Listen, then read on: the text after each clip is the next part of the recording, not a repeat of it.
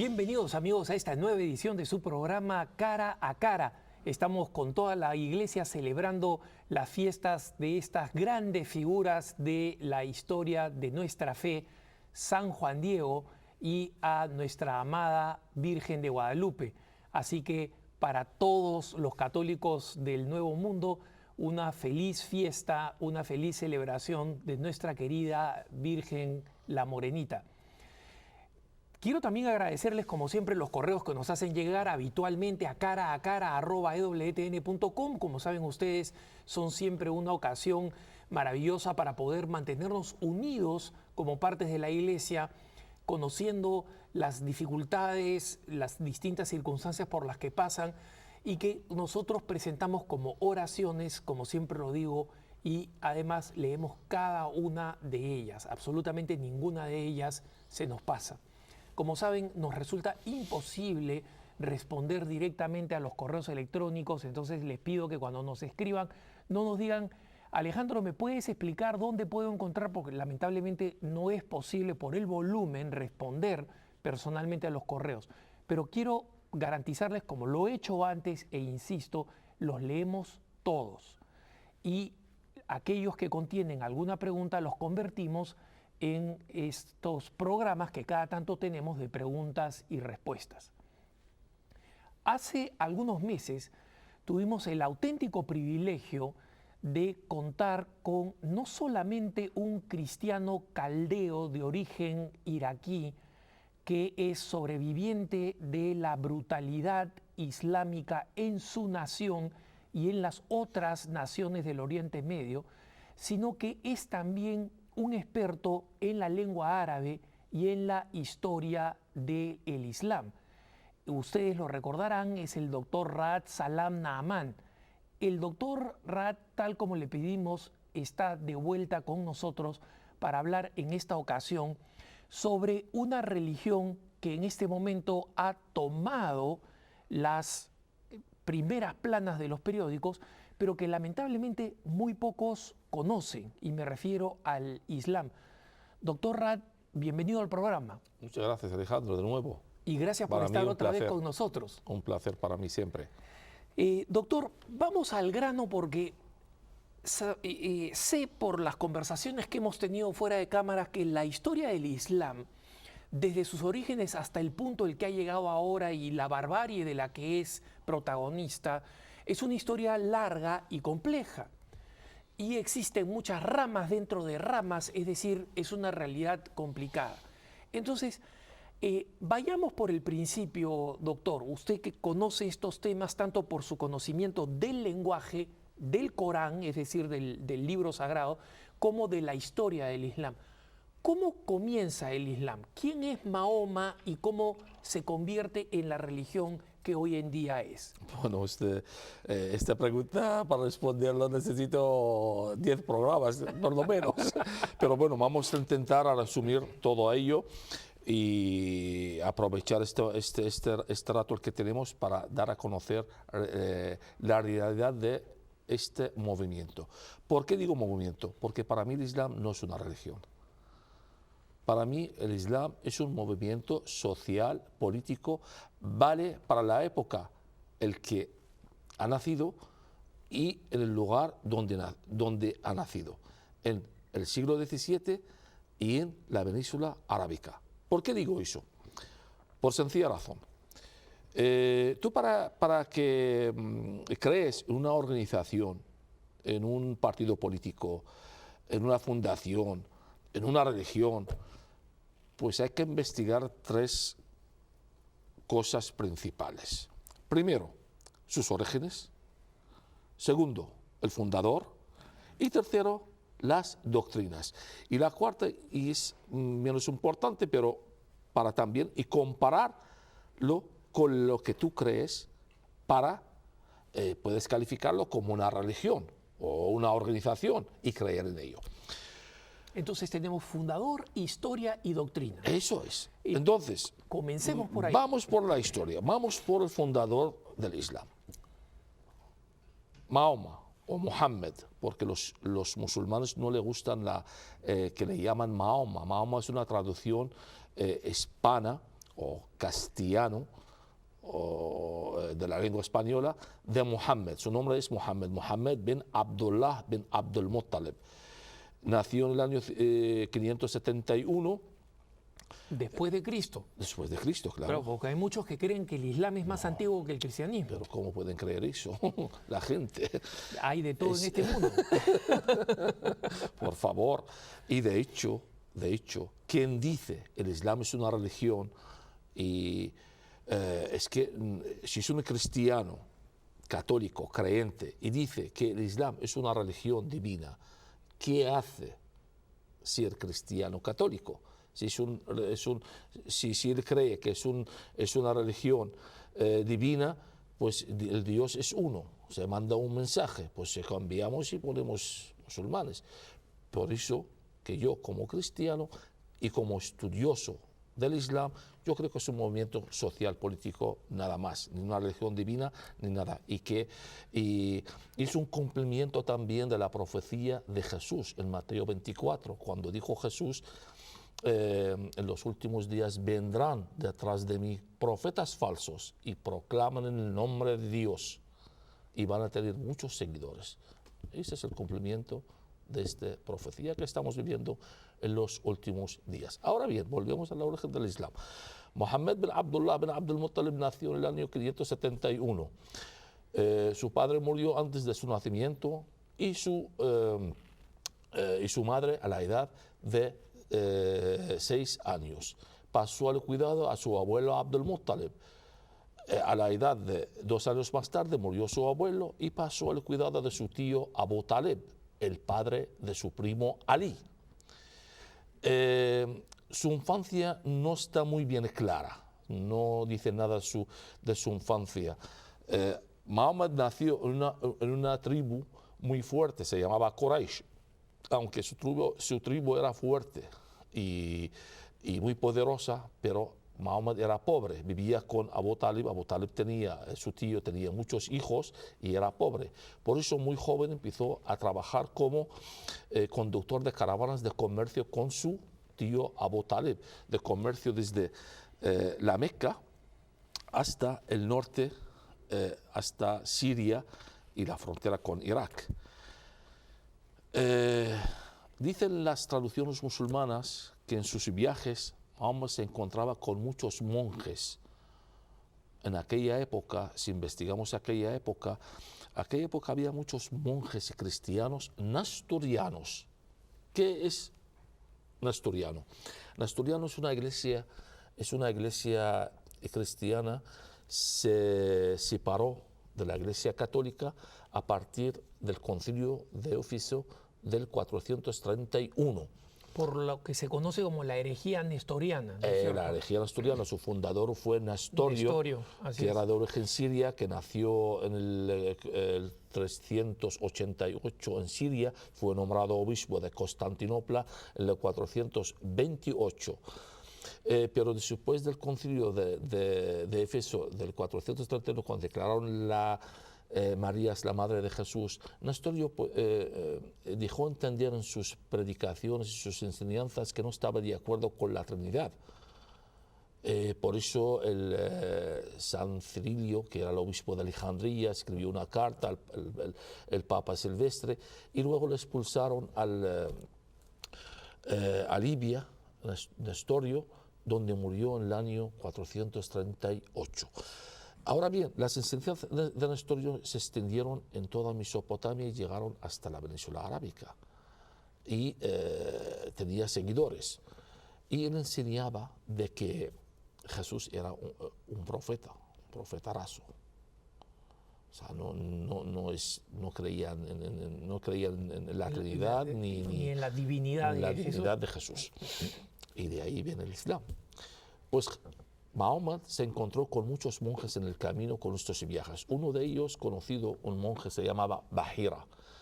Hay poco. Yo la verdad quería investigar mucho sobre este monje y no encontré muchas cosas. La única cosa que encontré, que decían que este monje era muy versado, muy conocedor de las escrituras antiguas, tanto el Antiguo Testamento como el Nuevo Testamento, y predijo la carrera profética de Mahoma.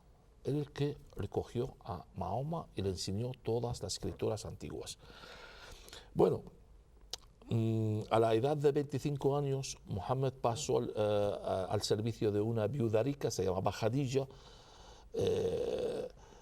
No era viuda, Khadija estaba casada 2 veces, una vez divorciada y la segunda vez se viuda.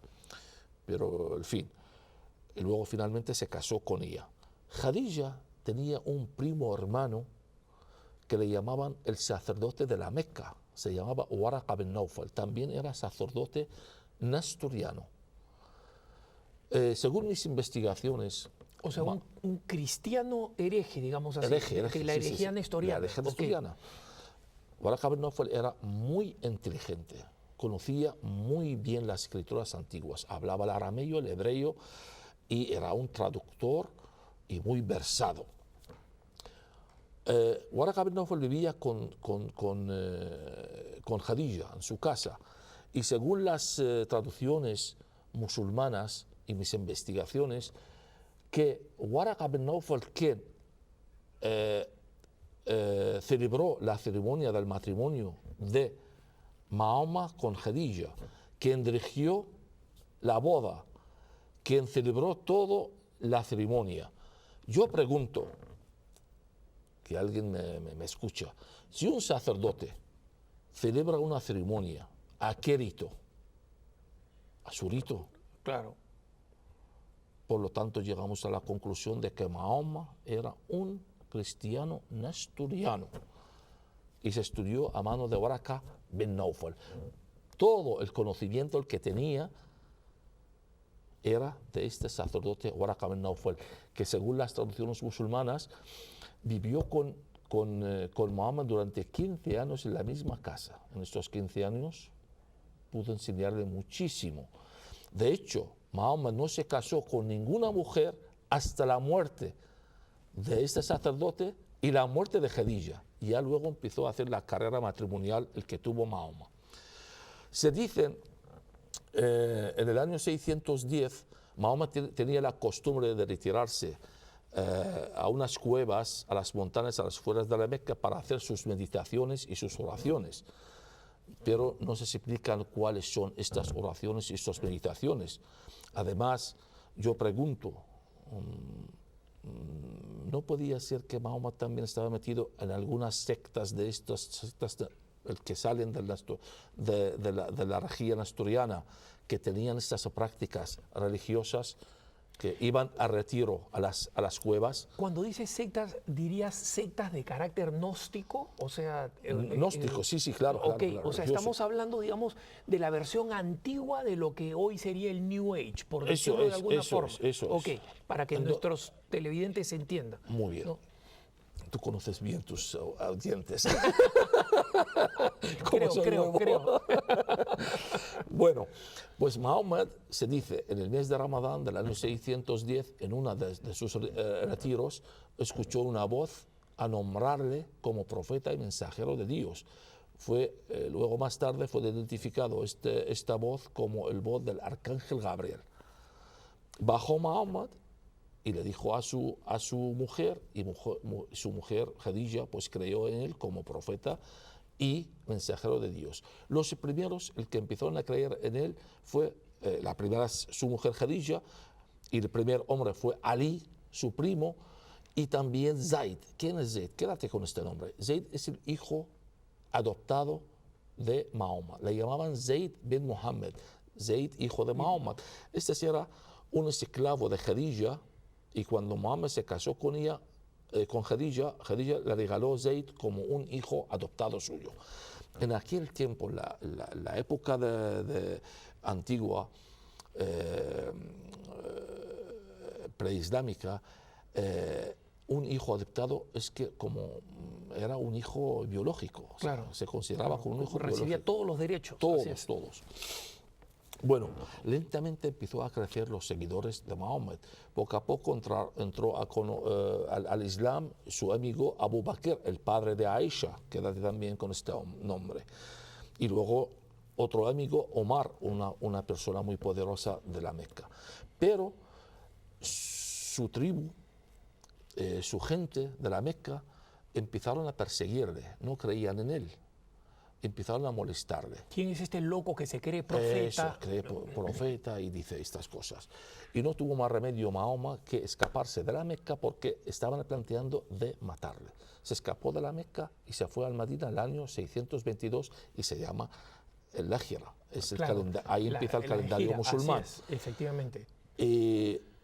Pues cuando llegó Mahoma al Madina, era a 400 kilómetros de la Meca, al norte de la Meca. Es por si acaso lo que hoy en día se conoce como Medina, ¿no? Sí. El doctor Raad conoce perfectamente el árabe y nos está dando los nombres árabes originales. Sí, pero no se llamaba Medina antes, se llamaba Yathrib. Cuando llegó Mahoma de ahí cambiaron el nombre a Madina o Medina. ¿Qué significa? La ciudad del profeta, hasta hoy día. Pues cuando llegó ahí, la ciudad estaba dividida en dos partes. La mitad de la ciudad eran árabes, paganos. Enseguida creyeron en él, se convirtieron al Islam y lo nombraron jefe político y religioso de la ciudad. La otra mitad eran tribus judíos, que era el Aus, el Khazraj y el Qada'a. 3 tribus, lo nombro. Parte de la diáspora después de la destrucción, que habían salido por todos Claro, lados claro, los judíos. por todos los judíos. Llegaron hasta la península arábica. Pues estos judíos, cuando le nombraron a Mahoma como jefe de la ciudad, pues ellos no les importaba. Dijeron, vale, pues hacemos un pacto contigo, nosotros nos importa que eres el jefe de la ciudad, pero nos das el derecho de practicar nuestra religión. El príncipe Mahoma aceptó y firmó este pacto. Pero Mahoma al principio era débil, no tenía muchos seguidores. Por eso hablaba de la concisión, del consenso, del diálogo, de la convivencia con otras religiones. Pero ya luego, cuando se hizo fuerte y tuvo muchos seguidores, un gran ejército, el primero que hizo a romper el pacto con los judíos en el año 624. Conquistó las 3 tribus judías, empezó a matar a todos los hombres y llevar a las mujeres como esclavas sexuales para los musulmanes. Entre ellos, una mujer, su octava mujer, se llamaba Yuriya. Yuriya mató a su padre, su marido, le cortó el cuello, Ka'b al-Ashraf se llamaba, era un poeta, le cortó el cuello, de ahí viene la decapitación en el Estado Islámico. Luego, si quieres, les explico de dónde viene esta práctica. Viene de ahí, de Mahoma. Y mató todos sus hijos. Y llevó a Yuriya, era muy guapa, y se acostó con ella el mismo día del entierro. Eso lo dicen los libros islámicos mismos. Si alguien está oyendo y sabe árabe, que por favor, que vuelve. Hay muchos libros. El Bidaya wa Nihaya ibn Kathir, el Tabari, muchísimos libros que hablan de ello. Ar-Rahiq al-Maktum, un libro muy, muy importante para los musulmanes también. Alguien puede leer todo eso. La novena mujer también de Mahoma se llama Safía. También mató a su padre, sus hijos y su marido y se casó con ella.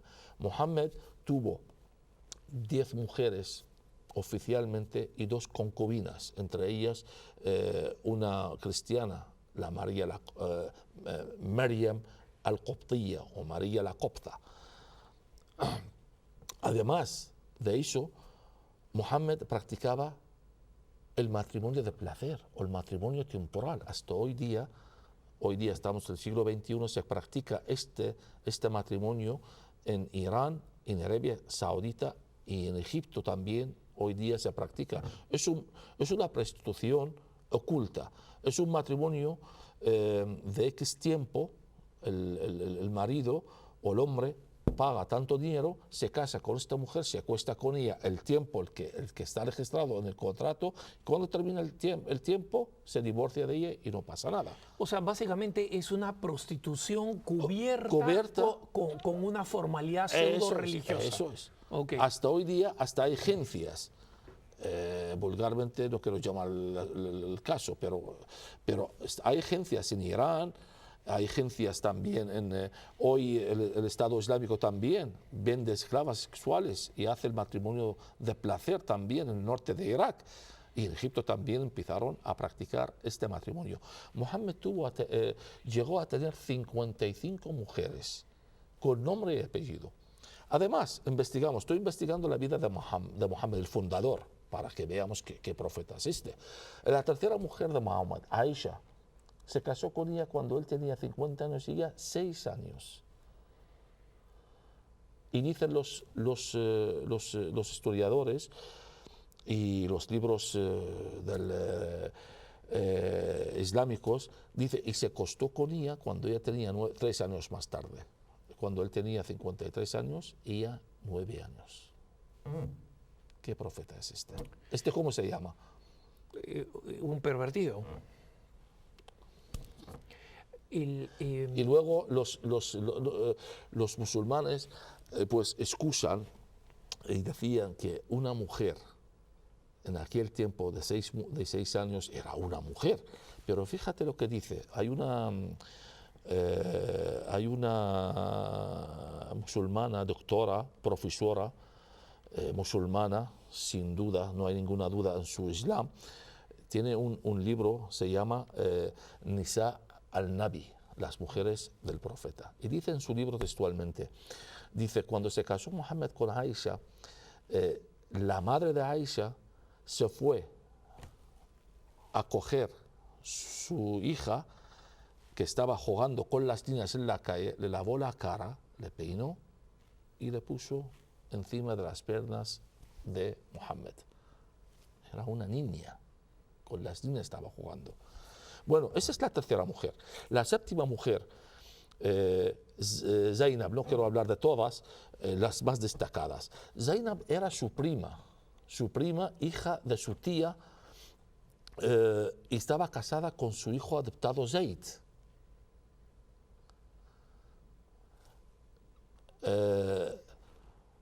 Tenían Zainab y Zayd, el hijo adoptado de Mohammed, tenían problemas matrimoniales como todo el mundo. Y claro, el hijo ¿a dónde va? Pues va a su padre a pedirle consejos y para que le ayude. Pues dicen los historiadores, un día Mohammed se fue a visitar a su hijo a su casa. No pasa nada, ¿no? El padre visita a su hijo. Abrió la puerta y entró en casa de su hijo. Pero no estaba el hijo Zayd. Estaba la mujer ligera de ropa. Y dijo Mohammed, eso es lo cuentan los historiadores. Juro que yo solamente traduzco lo que ellos escriben, los historiadores musulmanes.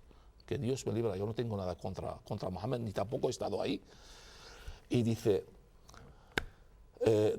Mohammed a Zainab, bendita sea Dios el que le ha dado esta belleza. Y salió, no hizo nada el hombre. Pero cuando vino su hijo, la mujer le contó a su hijo, dijo, vino tu padre y me dijo eso y se fue. El hijo, como conoce al padre, se fue corriendo y le dijo a su padre, papá, ¿te gusta mi mujer? Dice, sí, con la bendición de Dios, te divorcias de ella y me caso yo con ella. Y así fue. Se divorció Zayd de su mujer y Mohammed se casó con ella. Y ya la historia no se habla de Zayd para nada. Pero no hasta aquí. Quiero mostrar una cosa a mí para mostrar lo que estoy diciendo. El Corán es la fuente. Nosotros queremos que la gente vean que no estamos inventando nada. Claro, en aquel tiempo un hombre se casa con la mujer de su hijo, era un escándalo. La tribu empezó, todos los musulmanes, a hablar de ello. Mohammed se fue a la montaña, bajó, dijo un versículo, que no es la voluntad mía, es la voluntad de Dios. El versículo está ahí, mira. La sura 33, 37. Por favor, quien tiene el Corán ahí al lado, lo lee. Alejandro, por favor. Sura 33, 637. Y recuerda, oh Muhammad, cuando dijiste a Zaid ibn Haritha, Zaid, Zaid, el hijo. a quien Alá había agraciado con el Islam, y tú habías favorecido liberándolo de la esclavitud, como nos explicaste. Quédate con tu esposa y teme a Alá. Ocultaste así lo que Alá haría manifiesto porque temiste lo que diría la gente, pero Alá es más digno de ser temido. Cuando Zaid terminó con el vínculo conyugal y su ex esposa haya concluido con el tiempo de espera luego del divorcio, te la concederemos en matrimonio para que los creyentes no tengan ningún impedimento en casarse con las ex esposas de sus hijos adoptivos si es que éstos deciden separarse de ellas, y sabed que esto es un precepto de Alá que debe ser acatado. Rad, obviamente nos has hecho una historia que si fuera una película sería mayores de 75 años, ¿no? Vayamos ahora para poder aprovechar al máximo el tiempo limitado que tenemos, es el surgimiento del Corán. ¿Cómo, en medio de todo este contexto, de todas estas historias, de todo esto, cómo surge el Corán? ¿Cómo comienza Mahoma, Mohammed, a escribir el Corán? ¿Y qué explicación da respecto de su escritura y de su naturaleza? No, Mohammed no escribió el Corán. Mohammed era un analfabeto, no sabía escribir ni leer. Y el comienzo del Islam fue oralmente. Mohammed se subía a la montaña, recibía los versículos y los decía a los seguidores, y los seguidores le llevaban de memoria siempre. Con la muerte de Mahoma, en el año 632, murió Mohammed, justo el 4 de julio del 632 murió Mahoma, y el sucesor de Mohammed fue, todos se creían que va a ser Ali, su primo, porque que era el primer hombre en el Islam, era su primo y casado también con su hija preferida Fátima. Pero no fue así, fue elegido Abu Bakr.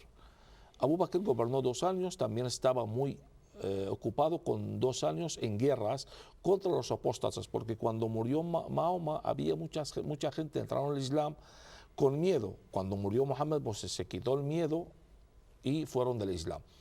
Entonces Abu Bakr se preocupó a luchar contra estos apóstatas. Murió Abu Bakr 2 años más tarde, el 634. También la gente creía que iba a ser Ali. No fue así. Fue elegido Omar, el padre de la segunda esposa de Mohammed, Hafsa. Y Omar, el famoso Omar que hablamos de él, el primer programa. El gran invasor, digamos. Invasor, eso es. Gobernó 12 años, 10 años, perdón. 10 años y la consideran como gracias a él que se extendió el Islam en toda Mesopotamia y el norte de África. Y aún con Omar, el Corán seguía siendo solamente de solamente tradición oral. de traducción. Lo que pasa es que había versiones, había gente que sabía escribir y leer. Por ejemplo, Omar tenía su Corán, él sabía escribir y leer y escribió su Corán. Ali tenía su Corán, Abu Bakr tenía su Corán, y había unos cuantos Coranes por ahí. Pero uno no parecía al otro. Además, en la península arábica había muchos dialectos, entonces cada uno escribía con un dialecto diferente del otro y no se entendía bien y aparte lo interpretaban peor. Omar fue asesinado en el año 644 a mano de un esclavo suyo, se llamaba Fairuz, de origen persa, porque Omar mismo mató a toda su familia. Y este Fairuz se aprovechó un día, Omar estaba rezando y vino por atrás y le clavó un cuchillo. Fue elegido Otomán. Otomán, ¿quién es? Es de la familia de la clan de Mahoma. Era una persona muy rica y muy poderosa. Y estaba casado con 2 hijas de Mohammed. Mohammed no tuvo hijos, tuvo solamente hijas, 4 hijas. Kalthum y Ruqayya. Otomán gobernó 12 años. Los historiadores reparten su época la mitad. Los primeros 6 años fueron años de devoción y de oración y de tranquilidad. Las segundas 6 años fueron años de corrupción y de mucho, digamos, él nombraba gente de su familia como gobernantes. Entonces, Un gran nepotismo, eso digamos. quería que su clan, el que gobernaba todo. Y también fue gracias a Otomán que él escribió el Corán. ¿Por qué? Porque fue por un consejo que recibió de los seguidores. Le dijeron, bueno, que están muriendo muchísima gente que llevaban el Corán de memoria. Entonces vamos a escribir un Corán. Aparte que hay muchísimos Coranes y uno no para hacer otro. ¿Y qué hacemos? Pues tenemos que hacer un Corán ahora. Pues en el año 650, justo, Otomán llamó a 7 de los mejores conocedores del Corán, entre ellos el secretario personal de Mahoma, en aquel tiempo se llamaba Hassan bin Thabit, y mandó a escribir el Corán. Cada uno escribió el Corán de una forma diferente. Y finalmente Otomán eligió uno de los Coranes y dijo, este es el Corán verdadero. Y ahora mi pregunta, ¿y cómo sabe que este es el Corán verdadero? Además quemó todos los Coranes y cogió este Corán. Y fue este Corán el oficial, según los musulmanes, hasta hoy día. Yo también desescribo con ellos, porque no hay ningún manuscrito del Corán original de 650. Los musulmanes, aunque en Arabia Saudita, en todo el mundo, dicen, sí, pero nadie le ha visto. No hay nada. Hay solamente 2 manuscritos antiguos del Corán. Uno está en Samarcanda, otro está en Topkapi, en Turquía, pero los 2 Coranes esos se remontan al siglo 8, no al 650, al siglo 7. Además, yo describo, en mi libro también lo explico eso. Tengo un libro que se llama Desvelando el Islam, hablando de este tema. ¿Cómo se llama el libro de nuevo? Desvelando el Islam. Y tengo otro también, todo sobre el Islam, hablando también de todas las tramas del Islam. Todo sobre el Islam y desvelando el Islam. Y luego tengo también otro, se llama ¿Qué es el Islam? Y la profecía de los profetas en el Islam. Tengo muchos libros sobre el Islam escritos. En aquel tiempo, en la época de Othman, el árabe se escribía sin puntos. Es que es muy difícil de explicarlo aquí. Es que, por ejemplo, no sé cómo explicarlo. Es que las letras árabes llevan puntos arriba, abajo, y según el punto, esa diferencia de letra. El símbolo es lo mismo. Por ejemplo, la N, pues la N se hace así. Si pones un punto arriba es una N, si un punto abajo es una B, si 2 puntos arriba una T, hoy día, el árabe moderno. Pero lo antiguo se escribía sin puntos.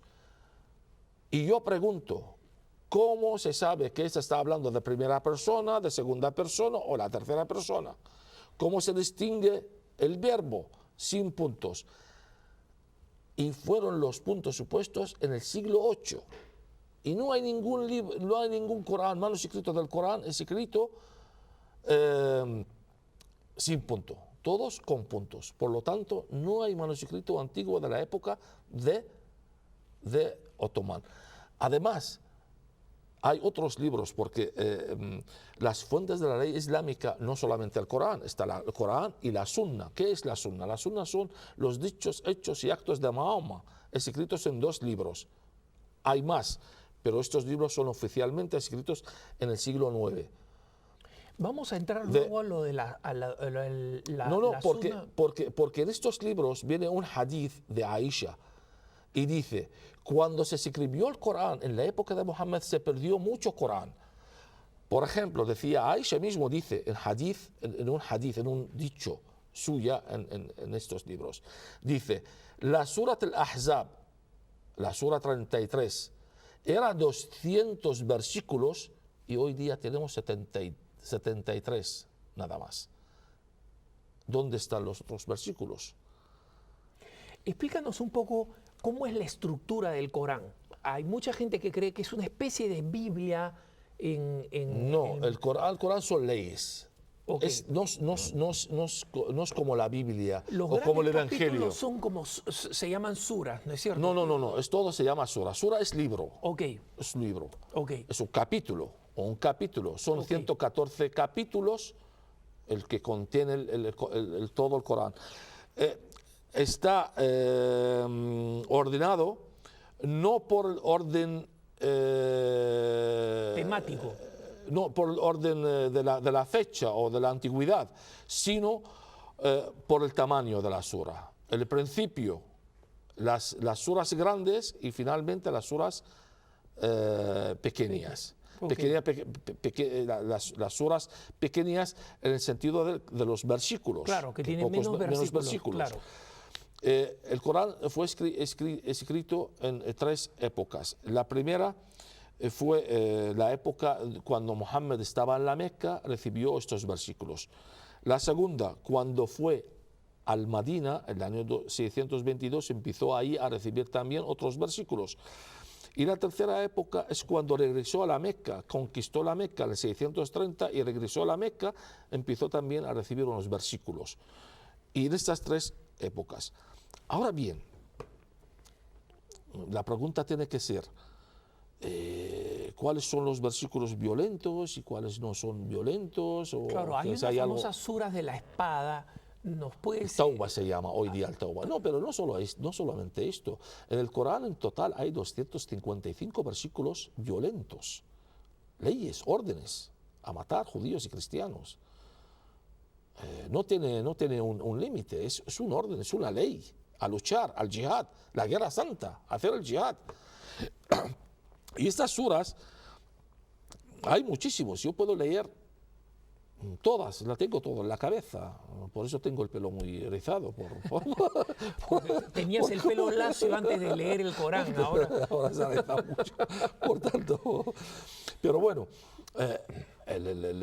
hay muchos versículos en el Corán hablan del jihad. Y el jihad es un pilar muy importante en el Islam. Es el 6.º pilar, el más importante en el Islam. Todo musulmán tiene que practicar el jihad.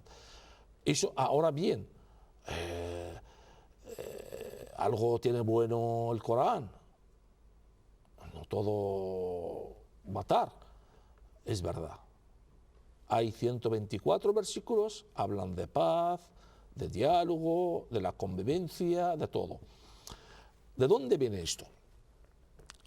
Esto viene porque la primera época de Mahoma era débil, no tiene muchos seguidores, no tiene fuerza, pues empezó a decir estos versículos que hablan del consenso. O sea, yo puedo leer muchísimos de ellos, De llevarse 124, sí, bien de con llevar los bien. otros, O sea, por etcétera. ejemplo, podemos leer un versículo que está muy bien, el versículo 3, la sura 3, el versículo 3, puedes tú leerlo también. ¿Por qué yo creo que te lees todo eso? Porque para que no, aunque eso está al favor. Él te reveló el libro con la verdad corroborante de los mensajes anteriores y reveló antes también la Torá y el Evangelio. Es Está decir, bien. Entonces, diciendo que Dios creyendo, es el mismo Dios el que reveló eso es. los 5 primeros libros de la tradición judía, nuestros primeros libros Es una continuación y está claro. bien, Se lo pues. pone en línea de continuidad, Claro. digamos, con cristianos y Y judíos. luego también hay otros textos, por ejemplo la sura 2, el versículo 136, creemos en todos los profetas anteriormente revelados y todo eso.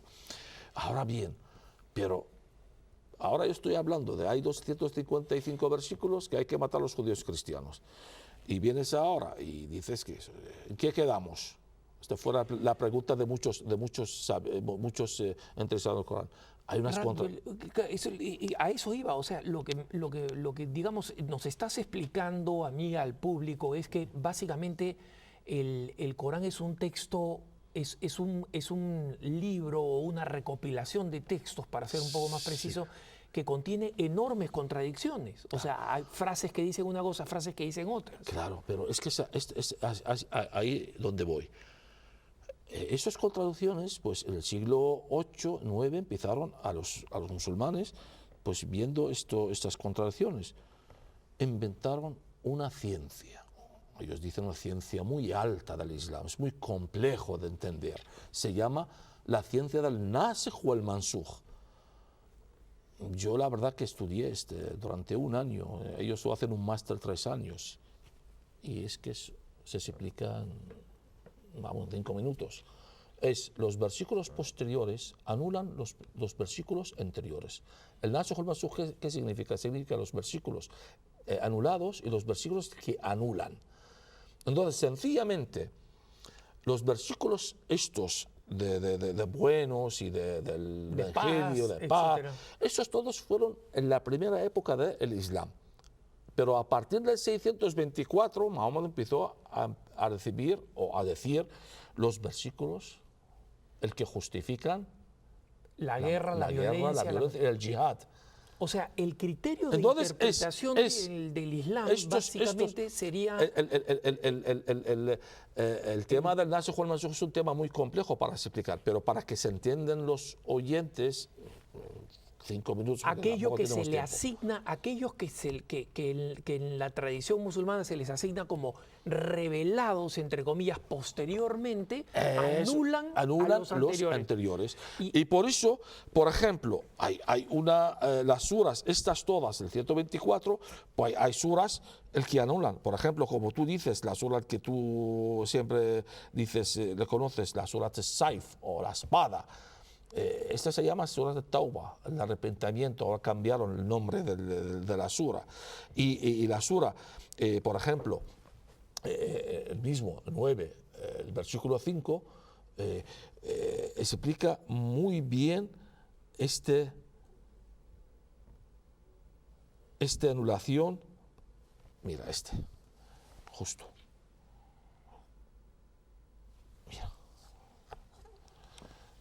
Que todo, anula todo. Les recuerdo a los hermanos televidentes que la razón por la cual Rab me da a mí los textos para leerlos es porque él ha clarificado muchísimo muchos de los mitos que existen en torno al Islam, y no es infrecuente que sea acusado de estar manipulando los textos. Por eso me los da a mí para que yo los lea directamente de esta versión oficial, ¿no? Que es más de fiar que yo. Para ellos, porque como soy un ignorante, ¿no? Mas cuando hayan pasado los meses sagrados, Muharram, Rajab, Dual Qadá, Dual Hijjah, en los cuales se os ha vedado el combate armado, matad a los idólatras donde quiera les halléis, capturarles, cercadles y tendedles emboscadas en todo lugar.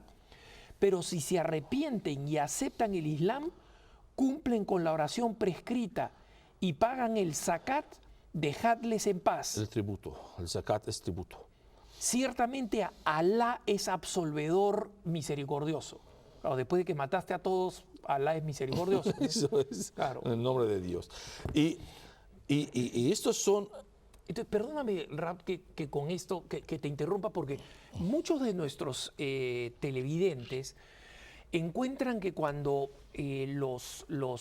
algunos líderes musulmanes, allí donde son pequeñas minorías, en algunos de nuestros países en América Latina o incluso en España, tú has visto que, sucede acá también en Estados Unidos, ya sea en inglés o en español, normalmente citan 2, 3, 4 pasajes del Corán que hablan específicamente de la paz, de la tolerancia con las otras religiones. Y dicen, con esto demuestro yo que el Islam es una religión de paz. Lo que tú nos, es el engaño. Ok, eso es lo que tú nos estás diciendo, que es un engaño, porque esos pasajes han sido anulados por los pasajes violentos. No dejáis engañar, porque de esta forma predican los musulmanes. Leen estos 124 versículos que hablan de paz, pero en realidad estos versículos están anulados. Además, en el Islam está permitido el engaño. Claro. Si está al favor del Islam. Si favorece al Islam, está bien mentir. Y no lo digo yo, lo dice el mismo Corán, Sura 8, el versículo 30. le vas a leer. Te vas a quedar alucinado. Con este, mira, 8:30.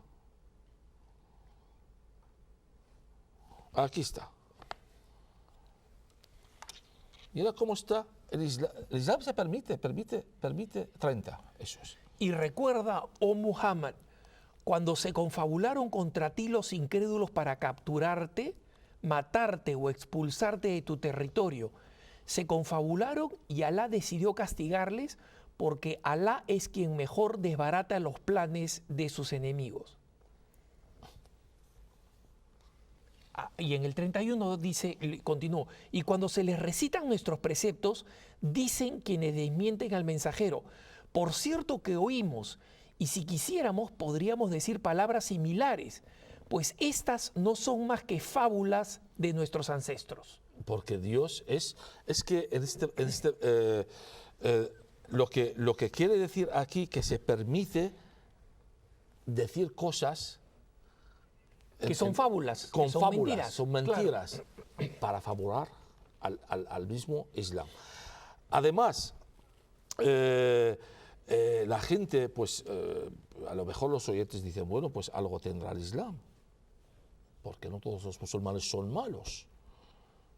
Hay musulmanes son buenos. Alguien dice, bueno, yo tengo porque yo el otro día, por ejemplo, estuve dando una conferencia, se levantó una chica, pues yo, mi vecino se llama Farouk, que es muy buena persona, muy majo y no sé qué, que nosotros no estamos hablando de personas, no estamos hablando de Jamal, de Karim, de Mohammed, de Ali. Estamos hablando de la religión en general. Ahora bien, la pregunta debe de ser, ¿hay musulmanes buenos y hay musulmanes malos? Hay terroristas y hay musulmanes más pacíficos. Es verdad, no todos los musulmanes son terroristas. Si son 1.300 millones de musulmanes terroristas, pues pagámonos, ¿no? O sea, el mundo va a ser... Apagamos la luz y nos vamos. Pata arriba, ¿no? Pero la gente está muy equivocada cuando dicen hay musulmanes moderados. En mi opinión, no hay un musulmán moderado. El Islam es uno. El Islam es aquel musulmán el que cree en el libro, en el Corán. Nosotros somos cristianos porque seguimos a Cristo. Por eso los llaman cristianos. El musulmán sigue un libro, que es el Corán.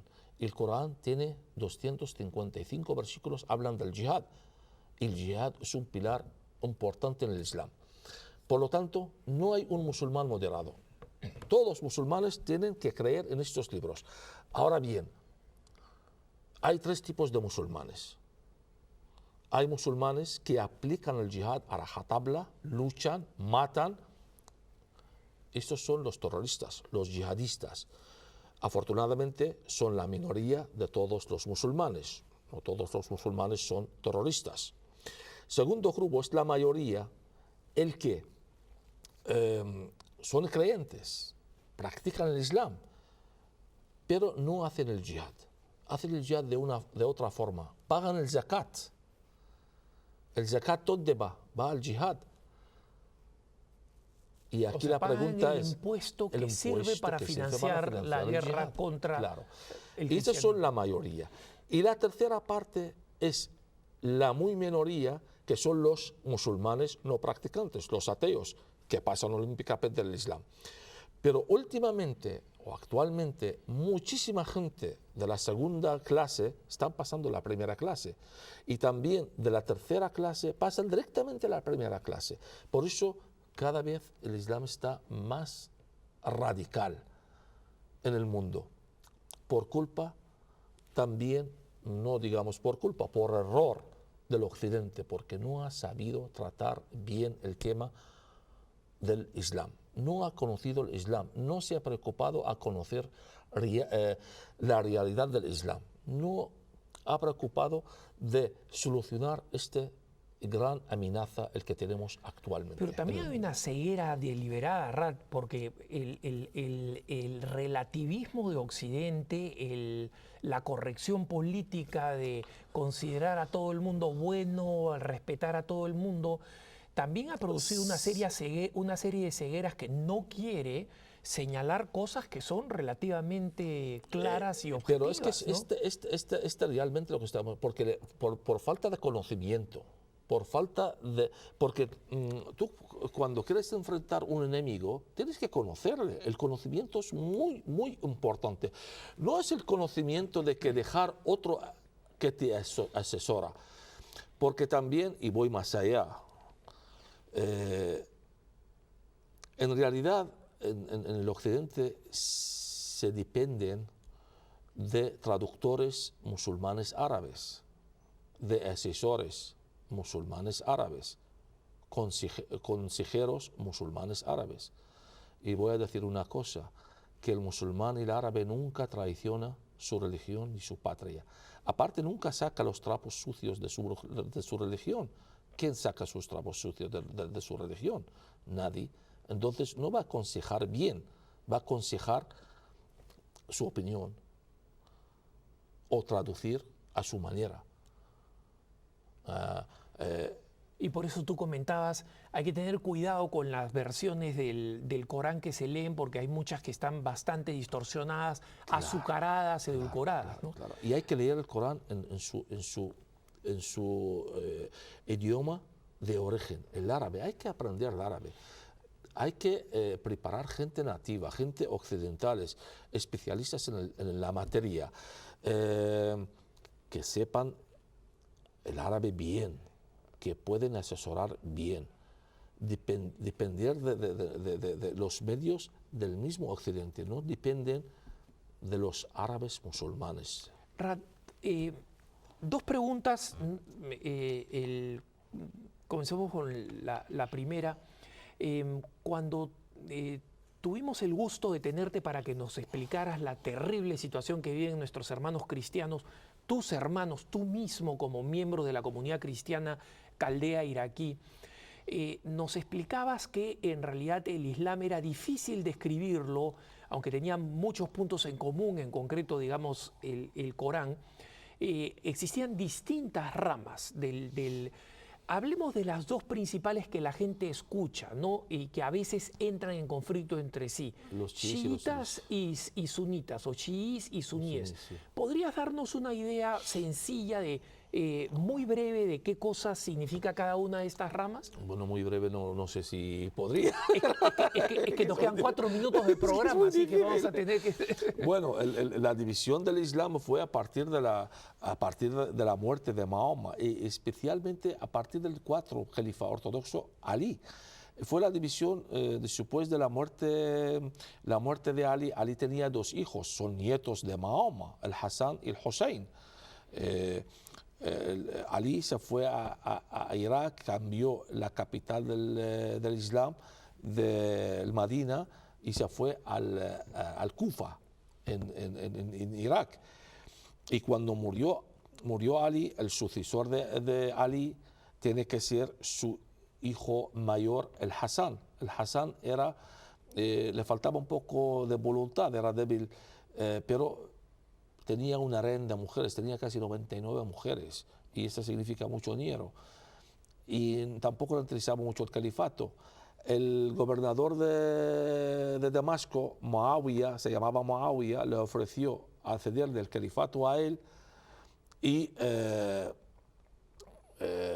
para que él dejara el califato. Pero como tenía otro hermano, el Hussein protestó, digo, yo también estoy aquí. Pues llegaron de acuerdo. Si muere el Hassan antes, el califato se queda para Muawiyah, pero si se muere Muawiyah, vuelve el califato al Hassan. Y si muere el Hassan, el califa sea el Hussein, el hermano menor del Hassan. Muawiyah tenía otro hijo, se llama Yazid, era un bicho, también quería el califato y no era un musulmán practicante. Este asesinó al Hassan y luego murió Muawiyah. Y según el pacto, el califato vuelve al Hussein. Pero Yazid quería el califato, el hijo de Muawiyah, pues mandó un ejército, mató al Hussein en el año 680 con toda su familia y siguió el califato a Zayd, y ahí se fundó el califato de Umayya en Damasco y acabó con la familia próxima de Muhammad, con 2 hijos. Y ahí fue la división entre chiíes y sunís. Ahí empezó la división. La diferencia entre los dos son diferencias políticas y teológicas. ¿Qué diferencia hay? Pues los sunís, por eso se llaman sunís, creen en el Corán y la Sunna, los dichos y hechos de Mahoma, son 2 libros. Pero los chiíes creen solamente en el Corán. Además, el califato, este es el más importante, es el asunto político. Los chiíes creen que el califa, el gran califa, el sucesor de Mahoma, tiene que ser de la familia próxima de Muhammad, los descendientes de Ali. Los sunís dicen no, tiene que ser de la tribu, no precisamente tiene que salir de la misma familia, de la tribu. Por eso, por ejemplo, Ayatollah al-Khomeini se considera de la línea directa de Ali, el primo de Mahoma. Pero Abu Bakr al-Baghdadi de ISIS se considera de la clan de Muhammad, por eso se llama al-Quraishi. El rey de Arabia Saudita es Quraishi también, es de la tribu de Mahoma, pero no es de la familia directa de Muhammad. Las diferencias, hay muchas diferencias, pero las principales son así, aparte de las prácticas de la oración, hacer el jihad, el hajj, la peregrinación también, hay una diferencia, los dos. Pero claro, el programa no nos da para Pero tanto. nos has dado un panorama magnífico, Rad. Te agradezco infinitamente por esto, y yo creo que hay un tema también muy vinculado a este, que es el tema de las cruzadas y la relación que ha tenido el cristianismo con el pasado del Islam. Así que quiero comprometerte todavía una vez más para tenerte en un próximo programa. Gracias por haber estado con nosotros. Yo me despido de ustedes, el Señor los bendiga y nos vemos. Quédense con la programación de EWTN. Hasta la próxima.